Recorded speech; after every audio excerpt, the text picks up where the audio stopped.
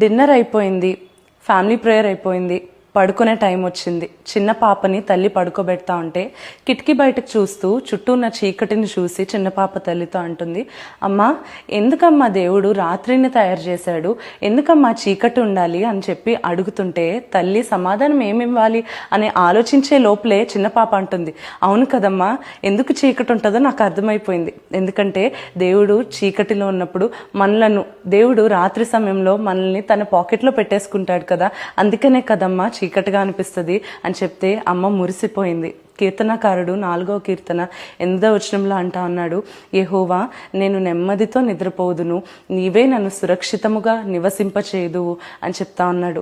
రాత్రి వేళలో చీకటి సమయంలో మనం భయపడే అవసరం లేదండి. మనం ఒంటరిగా ఉన్నా సరే ప్రభువే మనలను సురక్షితంగా కాపాడువాడు.